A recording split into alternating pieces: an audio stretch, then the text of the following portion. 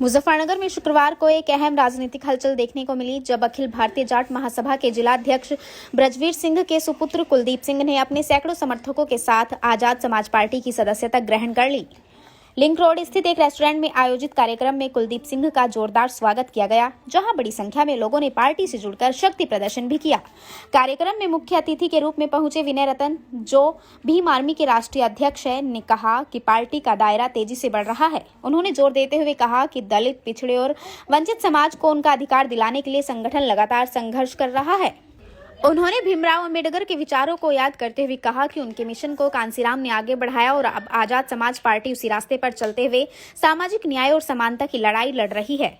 साथ ही उन्होंने पार्टी के राष्ट्रीय अध्यक्ष और सांसद चंद्रशेखर आजाद की सराहना करते हुए कहा कि वे युवाओं को साथ लेकर समाज में बदलाव ला रहे हैं। वहीं पार्टी में शामिल होने के बाद कुलदीप सिंह ने कहा कि वे चंद्रशेखर आजाद की विचारधारा और पार्टी की नीतियों से प्रभावित होकर जुड़े हैं।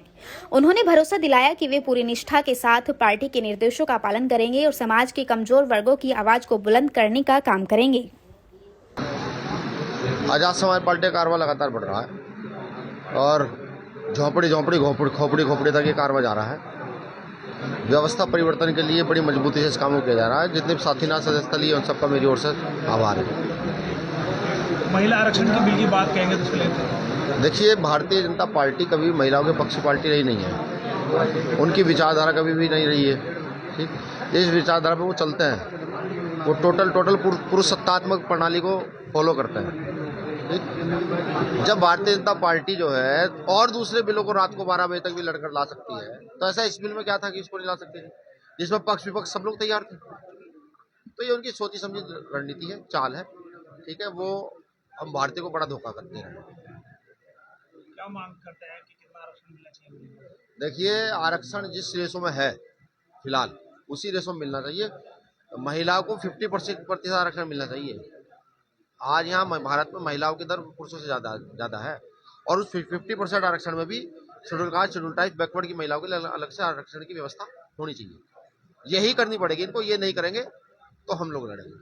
अभी पश्चिम बंगाल में 90% से ज़्यादा वोटिंग हुई है, क्या कहेंगे? 90% से ज़्यादा वोटिंग हुई तो भारतीय जनता पार्टी सरकार आ रही है। 90% वोटिंग होने का क्या मतलब है? क्या हो सकता है? अब से पहले कभी ऐसा हुआ नहीं हुआ ना।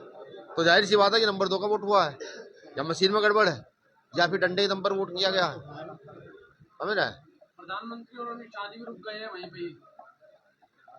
अब यार, प्रधानमंत्री जी को मेरे हिसाब से सिर्फ एक चुनाव का काम नहीं होना चाहिए। एक प्रधानमंत्री का काम जो है ना, पूरे देश की व्यवस्था को देखना है, विदेश में क्या चल रहा है ये देखना है। वो सिर्फ एक प्रदेश के चुनाव के लिए वहां रुके हुए हैं, यानी कि बड़ा घोल जोड़ होने वाला है। बड़ा कपड़ा जो है, घपला जो है वहां पर देखने को मिलेगा। नहीं मानना क्या है, तो पूरा देश मानता है भाई। ऐसी कोई जगह है जहाँ बीजेपी का वो हो? आपके मुजफ्फरनगर में उपचुनाव हुआ था, क्या हुआ था वहां? बताओ, कितने मुसलमानों को उठ डालने दिया गया था? लोकतंत्र की हत्या बीजेपी करती है, अब से पहले से करती है। उन्होंने तो यहाँ पर क्या ना, कभी तिरंगे का सम्मान नहीं किया। संविधान वो लागू नहीं होने देना चाहते थे, वो तो मजबूरी है उनकी। अब सरकार बनाएंगे, हमारे बिना सरकार नहीं बनेगी। अगर 20 सीटें, 30 सीटें, 40 सीटें भी आ जाती हैं तो हम बताएंगे भाई। जब एक एमपी जो है ना हर बात पर अपने अड़िंग होकर रख सकता है, जब हमारे 20 विधायक होंगे, 30 विधायक होंगे, तो विधानसभा में आपकी बात रखी जाएगी नहीं रखी जाएगी मजबूती से? सरकार बैलेट पेपर से बनेगी यार, ये बड़ा सवाल है। अगर मैं नेता होता तो मैं चीख चिल्ला कर कहता नहीं, हम क्या नाम ईवीएम का विरोध करते हैं। मैं जानता हूँ भाई, मेरे ईवीएम का विरोध करने से कुछ नहीं होता। यहाँ कांग्रेस है, यहाँ समाजवादी है, यहाँ बसपा है, यहाँ राष्ट्रीय लोकदल है, यहाँ पर जेडीयू है, बहुत सारी पार्टियां हैं। बड़ा सवाल मेरा ये है कि ईवीएम तो हटना चाहिए, लेकिन क्या यहाँ की राष्ट्रीय पार्टियां उसके विरोध में कुछ कर रही है, या सिर्फ एक बार देकर स्टेटमेंट दे देना कि नहीं ईवीएम हटना चाहिए? ईवीएम हटाने के लिए सड़कों पर तो आंदोलन करना पड़ेगा, नहीं करना पड़ेगा? इस काम को कोई वहां उठाने के लिए तैयार नहीं है लोकसभा में। समझिए, कहीं ऐसा तो नहीं है कि भाई मिली भगत चल रही है आपस में कि कभी गेंद तुम्हारे पाले में और कभी गेंद मेरे पाले में। ये भी तो हो सकता है। वैसे ईवीएम हटना चाहिए, बैलेट पेपर से चुनाव हो तो ज्यादा बेटर है। बड़े चेस में खर्चा थोड़ा ज्यादा बढ़ जाए। किन नीतियों को लेकर?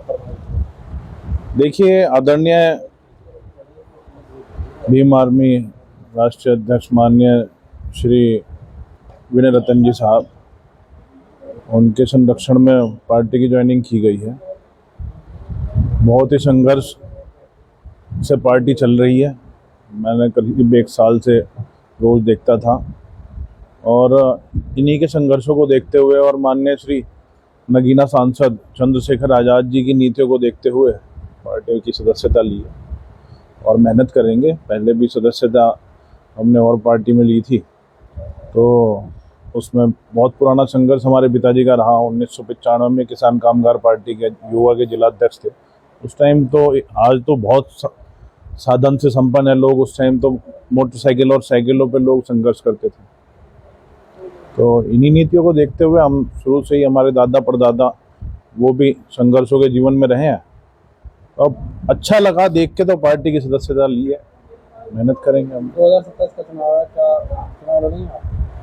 देखिए, ये मैं नहीं बोल सकता, तो पार्टी के जो सीनियर लोग हैं वो आदेश करेंगे और उस आदेश लगातार आप सामाजिक परिवार से रहे हैं, लगातार लोगों में सेवा, तो किस तरह की सेवा आगे रहेगी पार्टी को बढ़ाने के लिए? लोगों को किस तरह की सेवा करेंगे? देखिए, शुरू से मैंने बताया आपको जैसे अभी, तो शुरू से ही हम लोग सामाजिक कार्य करते रहे हैं और पार्टी में भी जो जैसे सामाजिक लोग आज भी जुड़े हैं, करीब 100 से 150 लोगों की ज्वाइनिंग थी। तो ये लोग जैसे भी आदेश करते रहेंगे। सरदार मेजर जोगिंदर सिंह जी हैं, पापा के बहुत पुराने मित्र हैं, और हिमांशु भाई हैं, हिमांशु चौधरी एडवोकेट। इनके कथित प्रयासों से पार्टी ज्वाइन करने का अवसर जो प्राप्त हुआ है, उसमें जिस तरीके का आदेश ये लोग करेंगे या पार्टी अध्यक्ष करेंगे या जिला अध्यक्ष करेंगे, उसी तरीके का काम करने का काम करेंगे।